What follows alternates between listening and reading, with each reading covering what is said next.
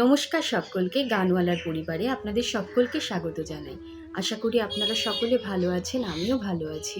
আজকে বেশ কিছু কথা আপনাদের সঙ্গে শেয়ার করব। অবশ্যই সেটা ফেসবুক, ইউটিউব সংক্রান্ত। ফেসবুকে অন হতে ভীষণ বিরক্ত লাগছে। ফেসবুক যেন এখন এক আদালত হয়ে গেছে। কেন জানি না, আমার একটা কথা খুব মনে হচ্ছে যে ফেসবুকে নিজেদের ব্যক্তিগত সমস্যাগুলো তুলে ধরে ভাবছে যার সম্পর্কে বলছি তার মান সম্মান যাচ্ছে, সবাই তার সম্পর্কে জানছে। মানছি, সব ঠিক আছে, কিন্তু কি বলুন তো, ফেসবুক তো আদালত নয়, আমাদের আইন কানুন আছে।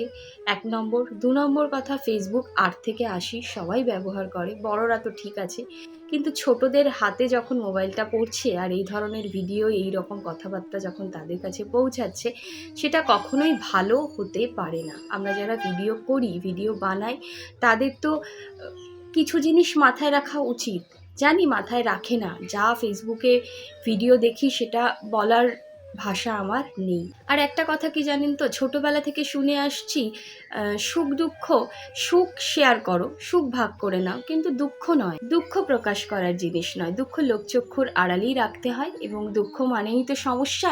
সেই সমস্যাকে একাই বা আপনার পরিবার যেভাবেই পারবেন, যেরকম সমস্যা আসবে, যেরকম দুঃখ আসবে, সেইভাবেই তাকে হ্যান্ডেল করতে হবে। সেটা না করে আমরা দুঃখকে ফেসবুক, ইউটিউব প্ল্যাটফর্ম মনে করেছি যে এখানে শেয়ার করা যায়, এখানে বলা যায়। এখানে বললে কি আদৌ আমাদের সমস্যা মেটে? সুখের সময় আমাদের যে মানসিকতা থাকে, দুঃখের সময় কি সেই একই মানসিকতা আমাদের থাকে? নিশ্চয়ই নয়। সুখ আর দুঃখ সম্পূর্ণ দুটো ভিন্ন অনুভূতি। যেমন আমরা বলতে পারি কয়েনের এপিঠ আর ওপিঠ। তারা একই সঙ্গে বসবাস করেও গোটা জীবনে কোনোদিনই তাদের একসঙ্গে মুখোমুখি হয় না, দেখা হয় না। সুখ দুঃখ তো তেমনই। বলুন, আমাদের জীবনে এমন প্রচুর দিন আমরা মনে করতেই পারি যেদিন সুখ দুঃখ একই সঙ্গে এসেছে। একটা সুখের খবর, একটা দুঃখের খবর, তারপরও কিন্তু একে অপরের সঙ্গে দেখা হয় না এদের। আর সুখ তো আমরা ভাগ করে নিতেই পারি, তাহলে সোশ্যাল মিডিয়াতেও কেন আমরা সেটা ভাগ করতে পারবো না? অবশ্যই সুখ আপনারা ভাগ করুন, কোনো সমস্যা নেই, কিন্তু দুঃখ তো বড় ব্যক্তিগত জিনিস। আর আমরা সকলেই জানি যে খারাপ সময় মানুষ ফায়দা নিতে ছাড়ে না। তাহলে এত বড় ওপেন প্ল্যাটফর্মে আমরা কি করে নিজেদেরকে অন্যের হাতের খোরাক বা সময় কাটানোর বস্তু হিসাবে তুলে দিতে পারি? একবার একটু ভাববে। আর সুখ দুঃখের সময় আমাদের মনের অনুভূতিও কিন্তু অন্যরকম হয়। সুখের সময় আমাদের মনের অনুভূতি যেরকম হয়, দুঃখের সময় কি সমান অনুভূতি হয়? এবার বিষয়টা হচ্ছে, যে মানুষটা ক্যামেরা অন করে নিজের দুঃখের কথা এত সুন্দর করে বলতে পারছে, সেখানে আদৌ দুঃখটা কোথায় ছিল? দুঃখ এত গুছিয়ে বলা যায়? দুঃখের সময় তো আমরা স্তম্ভিত হয়ে যাই, আমাদের মুখের ভাষা হারিয়ে যায়, তাই না? আর এটাও দেখছি, ছোট থেকে ছোট, বড় থেকে বড়, খুব ব্যক্তিগত মুহূর্তেও মানুষ ফেসবুক বা ইউটিউবের কাছে তুলে দিতে দ্বিধাবোধ করছে না। অদ্ভুত সময় আমরা পার করছি। কন্টেন্টের নাম দিয়ে যে কি হচ্ছে সেটা বলার ভাষা নেই।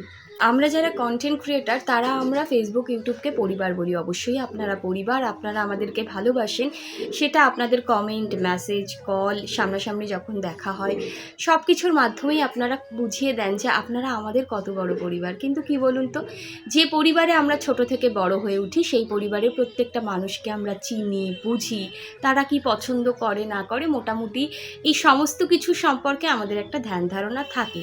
তবে ফেসবুক, ইউটিউবের ক্ষেত্রে যেহেতু পরিবারটা অনেক বড় হয়ে যায়, সবাইকে তো ধরে ধরে আমাদের চেনা সম্ভব হয় না, তাদের সমস্ত ভালো লাগা খারাপ লাগা জানাও সম্ভব হয় না।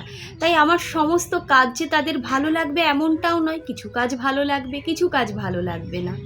আবার যে কাজগুলো আপনাদের আমার ভালো লাগছে না, মানে আমি যেগুলো পোস্ট করছি, অ্যাকচুয়ালি যারা ভিডিও বানায়, ব্লগিং করে, লাইফস্টাইল ভিডিও বানায়, তারা যতটা দেখাতে চাইছি ঠিক ততটাই দেখাই। অবশ্যই, মানে আমরা কিন্তু পুরোটা দেখাই না, চাইলেও পারবো না। 24 ঘন্টায় একটা দিন সম্ভব পুরোটা দেখানো? তো যতটা আমরা চাইছি ঠিক ততটাই দেখাই, এবং আমি নিজে ভিডিও করে রাখি। পোস্ট করতে অনেক দেরি হয়ে যায়, তাই যখন যেটা ঘটছে তখনই সেটা যে পোস্ট করছি এমনটা নয়। হয়তো অনেকে সেরকম পোস্ট করেন, আমি সে বিষয়ে জানি না, বলতেও পারবো না, কিন্তু আমি করি না। তো সেই কারণে সেটা যে কোনো পরিস্থিতি হতে পারে, ভালো খারাপ, সমস্তটা কেটে যাওয়ার পরে আমি পোস্ট করছি। আর সেই পোস্ট দেখে যখনই ভালো লাগছে না, তখনই এমন কথাবার্তা আপনারা বলছেন যেটা কোথাও গিয়ে তো আমাদেরও খারাপ লাগে। আমরা কেউ সামনাসামনি কথা বলছি না, কোনো মাধ্যমে কথা বলছি মানে এই নয় যে আমাদের কথার কোনো সীমা থাকবে না। সমস্ত কিছুরই তো একটা লিমিট থাকে, কতটা বলবো কতটা বলবো না। কিন্তু কেন জানি না ফেসবুকে আমরা সেটা মানি না। যা খুশি তাই কমেন্ট করতে পারি, আমার ফোন আমার এমবি, আমি কমেন্ট করছি, বিষয়টা এরকম হয়ে যায়, তাই না? একটা বিষয় তো খুব পরিষ্কারভাবে বুঝে গেছি, মানুষের মানসিকতার একটা আমূল পরিবর্তন এসেছে, সেটাকে মানছি, নিজেও পরিবর্তন হচ্ছি, কারণ ভাঙতে গড়তে হবেই, যতদিন বেঁচে আছি ততদিনই নিজেকে ভাঙতে গড়তে হবে, এটা আমি বিশ্বাস করি। বাড়ির ছোট থেকে ছোট, বড় থেকে বড় সমস্ত বিষয় যেভাবে ফেসবুক ইউটিউবে তুলে ধরা হচ্ছে, তাতে যারা পরিষ্কারভাবে ভিডিও বানায়, বিভিন্ন কন্টেন্টে ভিডিও বানায়, কোথাও গিয়ে আমরা চাপা পড়ে যাচ্ছি। কারণ মানুষের হাতে যেহেতু ফোন, আপনি কি দেখছেন সেটা আপনিই জানেন। হ্যাঁ, যার কাছে রেকর্ড থাকার তার কাছে অবশ্যই রেকর্ড আছে যে আমরা কি দেখছি। মানুষ নিচ্ছে বলেই তো মানুষ এত বাজে ভিডিও করতে পারছে, পুরো খোলাখুলিভাবে বললাম, মানুষ নিচ্ছে তাই মানুষ এত বাজে ভিডিও করতে পারছে। মানুষ যদি ভিডিওগুলো না দেখে, স্কিপ করে, তাহলে আমার মনে হয় এই ধরনের ভিডিওর সংখ্যাও খুব কমে যাবে।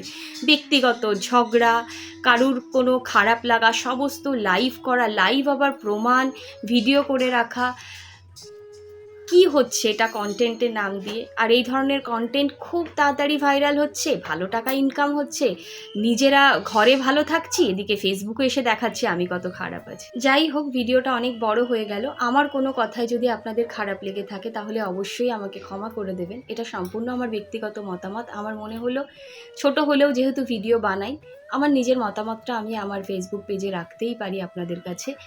সকলে ভীষণ ভালো থাকবেন, আপনাদের মতামতও আপনারা কমেন্টের মাধ্যমে, মেসেজের মাধ্যমে আমাকে জানাতে পারেন।